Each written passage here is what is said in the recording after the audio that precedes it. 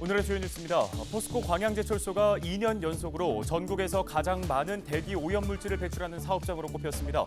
환경부는 포스코 광양제철소가 2019년부터 2년 동안 해마다 19,000여 톤의 이상의 대기 오염물질을 배출한 것으로 조사했습니다. 장흥의 한 사료 공장이 보조금을 받고 제대로 운영을 하지 않아 농가에 부담이 가중되고 있습니다. 해당 지자체는 보조금 환수는 물론 제대로 된 절차조차 밟지 못하고 있습니다. 광양시와 오스트리아 린츠시가 자매결연 30주년을 맞았습니다. 광양 지역 곳곳에서 의미 있는 교류 주간 행사가 열리고 있습니다.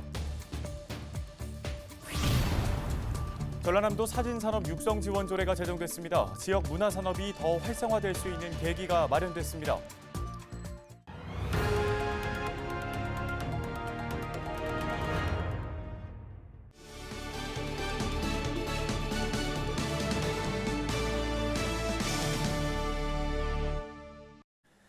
여러분 안녕하십니까? 헬로티비 뉴스입니다.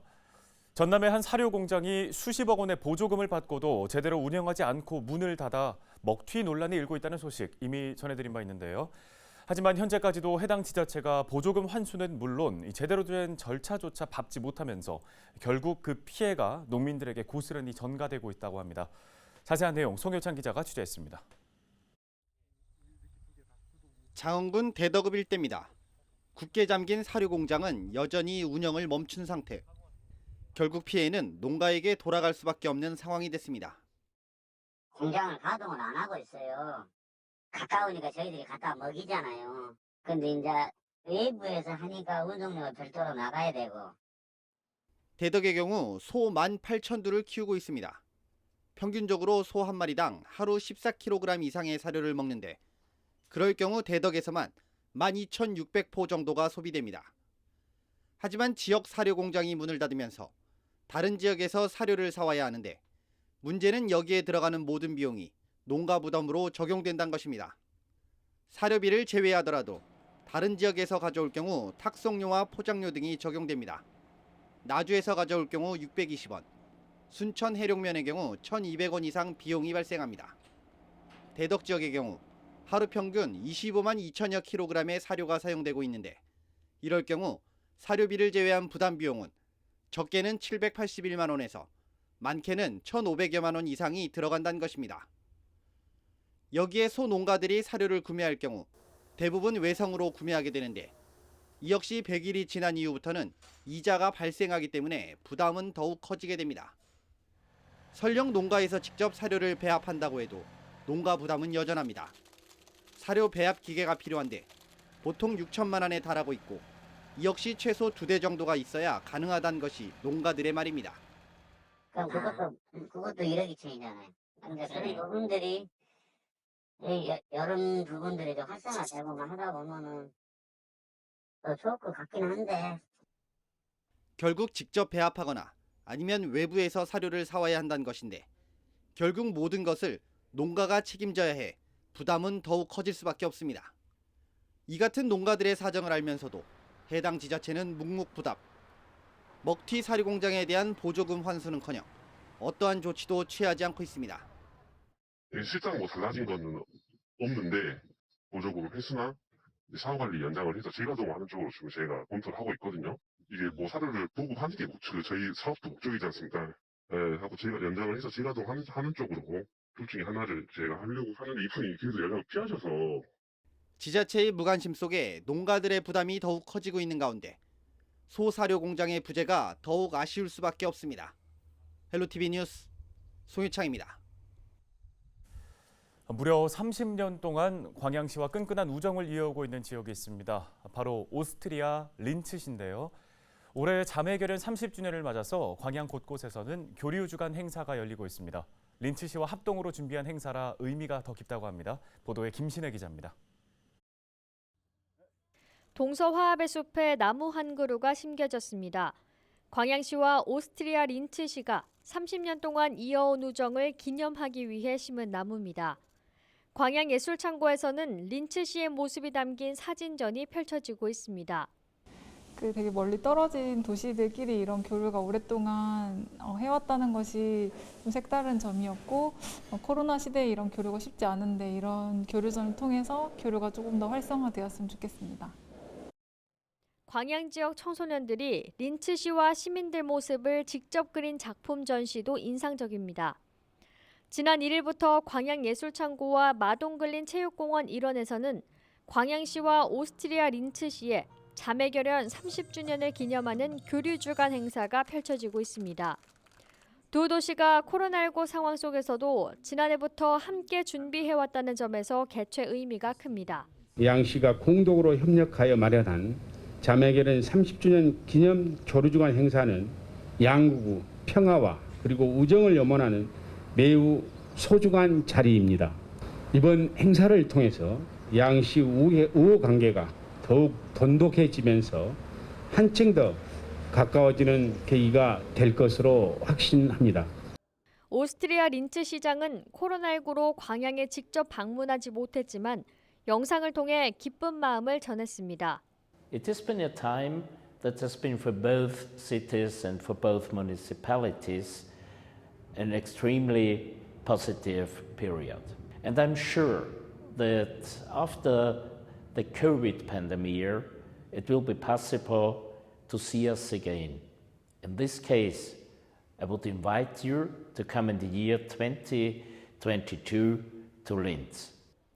광양시와 오스트리아 린츠시는 1991년 두 도시의 대표 기업인 제철소들의 주선으로 자매결연을 맺고 현재까지 교류를 이어오고 있습니다. 2019년에는 린츠 시장이 광양을 방문해 실질적인 경제 교류를 약속하기도 했습니다. 이번 교류 주간에도 비대면 교류가 이어집니다. 자원봉사 분야와 문화예술 분야에 대한 두 지역 간의 교류 회의가 마련됐습니다. 또 매일 저녁 마동글린 체육공원에서는 오스트리아를 배경으로 한 대표 영화인 사운드 오브 뮤직과 비포 선라이즈가 상영됩니다. 30년째 우정을 이어오고 있는 광양시와 린츠시. 앞으로도 경제, 문화, 예술, 관광 등 여러 분야에서 활발히 교류해 자매도시로서의 시너지를 낼 수 있기를 지역민들은 기대하고 있습니다. 헬로티비 뉴스 김신혜입니다. 포스코 광양제철소가 2년 연속으로 전국에서 가장 많은 대기오염물질을 배출하는 사업장으로 꼽혔습니다. 국회 환경노동위원회 소속 이수진 의원은 환경부에서 받은 굴뚝 자동 측정기 값을 분석한 결과 포스코 광양제철소가 2019년부터 2년 동안 해마다 19,000여 톤 이상을 배출해 대기오염물질 배출량 1위를 기록했다고 밝혔습니다. 포스코 광양제철소 대기오염물질 배출량은 지난해 19,090여 톤, 2019년에는 19,400여 톤으로 집계됐습니다.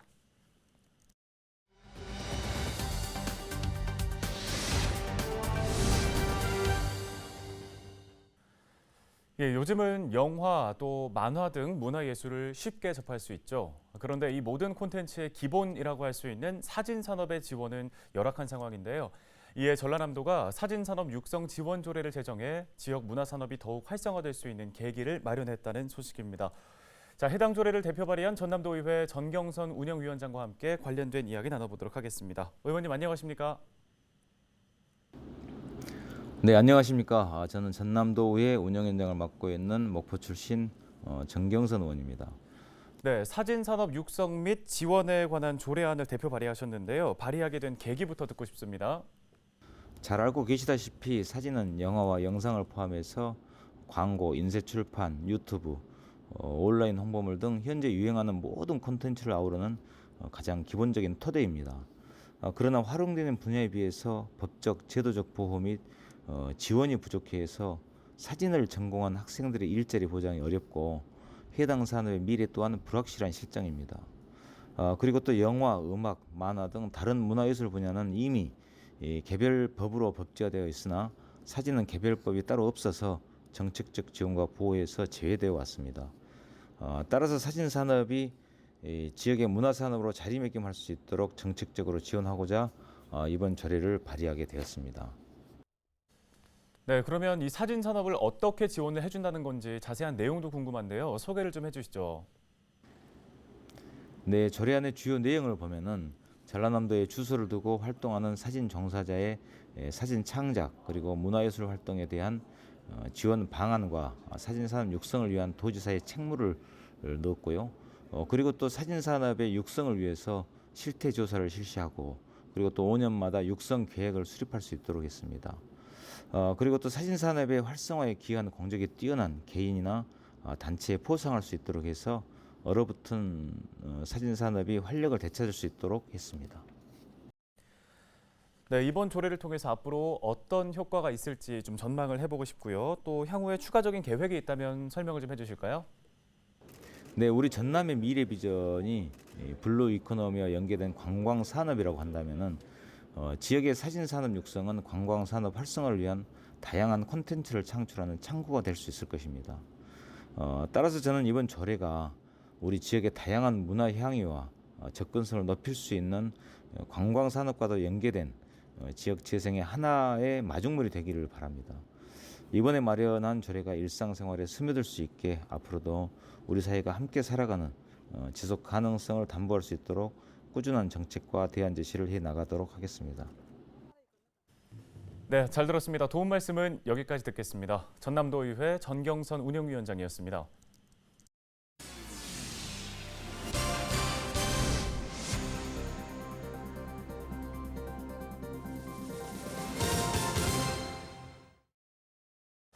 네, 다음은 코로나19 소식입니다. 전남에서 지난 5일 24시 기준 코로나19 확진자 13명이 추가 발생했습니다.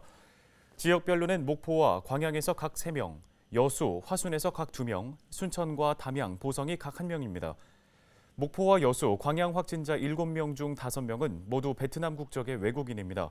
이 중에 목포 확진자 2명은 지난 2일 확진 판정을 받은 선원과 같은 배를 탄 동료입니다. 여수와 광양 확진자는 외국인 사업장 선제 검사를 통해 감염 사실이 확인됐으며 정확한 감염 경로는 아직 조사하고 있습니다. 지역 감염 확진자 중에는 감염 경로가 밝혀지지 않은 공공근로자와 기존 확진자의 가족 등이 추가됐습니다. 또 이 밖에 가족인 타 지역 확진자와 접촉한 2명과 카자흐스탄에서 입국한 1명이 감염됐습니다. 코로나19에 감염됐지만 특별한 증상이 없어 생활치료센터에 입소한 환자 10명 가운데 1명은 중도에 병원으로 이송된 것으로 나타났습니다. 더불어민주당 김원희 국회의원이 보건복지부에서 받은 자료를 보면 올해 1월부터 8월까지 12만 3천여 명이 생활치료센터에 입소했고 7월과 8월 입소자가 전체의 55%를 차지했습니다. 특히 입소자 가운데 열이 38도를 넘거나 호흡 곤란 또는 폐렴 소견이 있어 8월 한 달 동안 병원으로 옮겨진 환자는 전체 환자의 38%로 집계됐습니다. 전국의 생활치료센터는 모두 88곳, 정원은 19,000여 명이며 9월 현재 11,000여 명이 입소한 상태로 가동률은 59%를 보이고 있습니다. 9일 낮 2시부터 6시 사이에 바닷물 수위가 높아질 것으로 예상되면서 목포시가 각별한 주의를 당부했습니다.